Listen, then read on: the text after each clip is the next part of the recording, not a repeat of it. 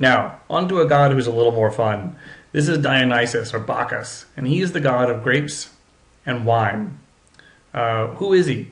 He's the son of Zeus and the husband to Ariadne.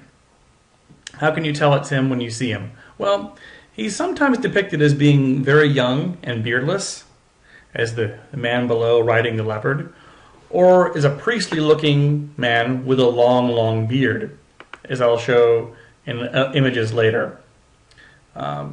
Here he is wearing long priestly robes that are rather modest, and wearing a crown that's covered with either ivy or grape leaves and grapes. He's riding a chariot that is pulled by big cats and surrounded by people who seem to be reveling or partying. Here's another image of him, and here he is actually holding grape clusters and holding a wine cup. Again, grape leaves seem to be sprouting out of his head or being worn as a wreath, and he looks rather young. Here is Hermes, or Mercury, and he's the messenger god, the god of thievery, coincidentally the god of commerce, and the god of crossing boundaries. He's the son of Zeus by the titaness Maia. He often wears winged sandals, a traveler's cap, that broad-brimmed cowboy-looking hat you see him wearing here, and he holds something called a caduceus, and this is a staff with snakes at the top, as shown here. He's often seen as being kind of mischievous and up to no good, but he often helps out the gods in very important ways. Here he is shown making off with a young Heracles and taking him to safety when he's in a time of danger. The gods rely on him for a lot of help, and we'll definitely meet up with him later, especially in the Odyssey. Now let's turn to Apollo, a god who is, for the Greeks, very, very important, and I can't emphasize enough how physically powerful he is. He defeats monsters that at times even Zeus can't defeat. He's a sun god, he's the god of music, he's the god of medicine, he's the god of poetry, he's the god of archery. How can you tell him when you see him? Well, he's often shown holding a bow and an arrow. So here he is, naked, holding his bow and arrow and actually firing them into a crowd of people. Notice, though, that he does not have a Roman name. There's a reason for this. The Romans viewed Apollo as being especially Greek, and for this reason they didn't bother giving him their own name. They often just referred to him as Apollo. Here he is again, looking a bit more priestly. You can see that his hair is coiffed in some sort of arrangement, and he's wearing a laurel wreath on his head. And this is another way of recognizing him when you see him. Another way of recognizing him here is that he seems to be playing a harp, or a kithara. Again, he is the god of music, and he's pouring out a libation as he is pious and dutiful. Apollo has a sister, a twin sister. Just like Luke and Leia from the Star Wars trilogy, important things often come in twos and as twins in Greek and Roman mythology. Here we see Artemis, or Diana, the goddess of the hunt. She's also associated with young women before marriage and childbirth.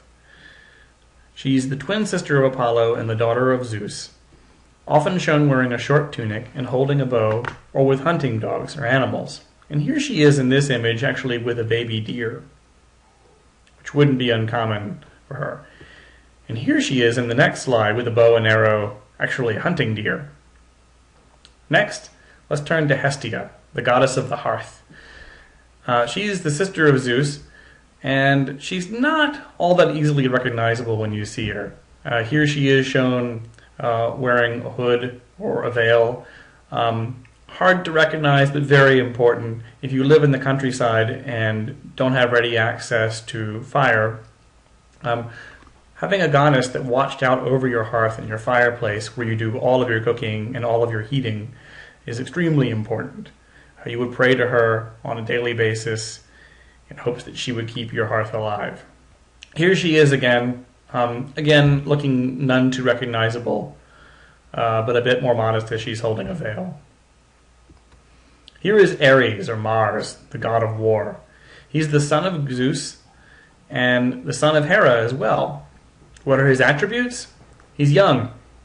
He's often depicted as being especially tan, as in this image here. He's often wearing a helmet and a spear. He's typically beardless, which is odd for a Greek god. So again, quite youthful. And wait, didn't I say they had a god of war already? Yeah, Athena was their god of war. Well, Ares is too. Remember, the Greeks are a fairly warlike people. They have two gods of war. While Athena is in charge of the planning and strategy and tactics side of war, Ares has more to do with bloodlust, the part of war that has to do with actually killing and enjoying killing. And that's what he's all about.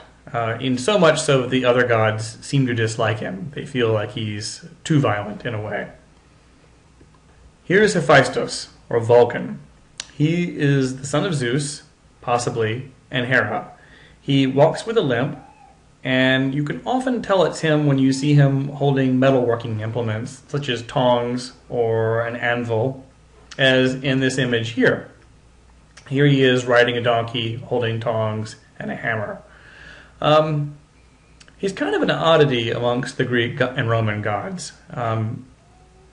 His image is a little different from culture to culture, and for the Greeks, he's mainly responsible for technology and the productive force of fire, that is, blacksmithing, making of things like chains.